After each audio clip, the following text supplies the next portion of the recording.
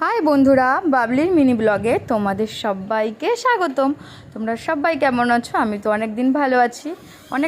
আর তোমরা জানোই আমি কিছুদিন আগে বিয়েবাড়ি গেছিলাম, তার কিছু মুহূর্ত খাওয়ার ভিডিও বিশেষ করে সেটা তোমাদের সাথে শেয়ার করতে চলে আসলাম। দেখো, মকটেল কাউন্টারে কিন্তু চলে আছি আমরা। পুরো ভিডিওটা কিন্তু দেখবে, তোমাদের কিন্তু অনেক ভালো লাগবে। কিন্তু তার জন্য কি করতে হবে, পুরো ভিডিও কিন্তু দেখতেই হবে। এত গরম পড়েছে বলে মকটেল কাউন্টারে কিন্তু প্রচুর ভিড়। অন্য সব কাউন্টারে কম ভিড় আছে, কিন্তু মকটেল কাউন্টারে প্রচুর ভিড়। আমার মেয়ে, আমি সবাইকে দেখো, আমি হাতে নিয়ে রাখতে পারছি না। আর এদিকে আমাদের পাড়ার যে বাচ্চাগুলো আছে তারা খালি হাত দিয়ে নিয়ে যাচ্ছে। ঠিক আছে, কোনো ব্যাপার না।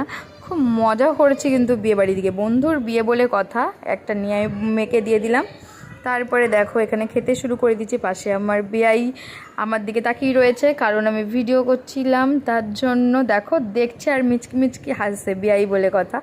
তারপরে দেখো, এখানে আমি নিয়েছি কিন্তু ফিশ বল। দেখো, ফিশ বল খাচ্ছে, আর এখানে চিকেন পকোড়াও ছিল। তারপরে ফুচকার কাউন্টারে, ফুচকা কি না খেলে হয় বলো বন্ধুরা? ফুচকা তো মেন পার্সেন্ট, তার জন্য ফুচকা কিন্তু খাওয়া শুরু করে দিয়েছি আমি। তারপরেই কিন্তু দেখো, আবার চলে গেছিলাম কিন্তু মকটেল কাউন্টারে, সে আগের ভিডিওটাই। একটু মকটেল নিয়ে নিলাম, ঠান্ডা জুস খেয়ে শরীরটাকে ঠান্ডা করে নিলাম। বিয়েবাড়িতে যা গরম, একটু নিজেকে না ঠান্ডা করলে হয় বলো? ঠান্ডা না করলে ভিডিও দেবো কী করে? তার জন্য একটু ঠান্ডা হয়ে নিলাম, একটু ঠান্ডা খেয়ে। মকটেলটা কিন্তু দারুণ হয়েছিল, আমি 2-3 গ্লাস খেয়েছি কিন্তু।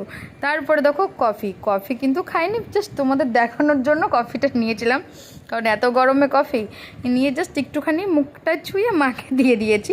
তোমাদের সত্যি কথা কিন্তু আমি বলি, দেখো জাস্ট একটুখানি ছোঁয়ালাম, তারপরে কী করেছি, মাকে কিন্তু দিয়ে দিয়েছি। ঠিক আছে, একটু ক্লিপ, কিন্তু টেস্টি হয়েছিল। তারপরে খেতে চলে এসেছি, দেখো আমার মেয়ে খাচ্ছে, এখানে খেতে চলে এসেছি, খাওয়া দাওয়া চলছে এখন কিন্তু। তারপরে দেখো এক্ষুনি আমি মুখে দেবো, সমস্ত খাবার দাবার কিন্তু খুব টেস্টি হয়েছিল কিন্তু। তারপরে দেখো খেয়ে নিলাম, বাহ বেশ দারুণ হয়েছে। দেখো, খেয়ে দিয়ে কিন্তু পরে আমার অবস্থা খারাপ হয়েছিল, কিন্তু খেয়েছি আমি, খাওয়া দাওয়াটা করেছিলাম। খাওয়া দাওয়া করার পরে তারপরে দেখো, এখানে দেখো রাইস চলে এসছে, রাইস নিয়ে নিলাম। আমার মেয়েও রাইস নিয়ে নিয়েছে অল্প করে, আমার মেয়ের তো রাইসটা ভীষণ ফেভারেট, তার জন্য রাইসটা নিল। আর চিকেন দিয়ে দিয়েছে, মনাকে বলছিল দেবে, আর মনা বলছিল না চিকেন খাবো না। পরে আর বলছে শুধু রাইস খাওয়া যায় নাকি চিকেন ছাড়া?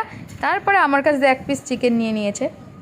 দেখো, আমি মুখে দিয়ে দিলাম, খুবই টেস্টি হয়েছিল চিকেনটা, রাইসটাও খুব টেস্ট হয়েছিল। সব অল্প করেই নিয়েছি, কারণ গরমে বেশি খাওয়া যায় না।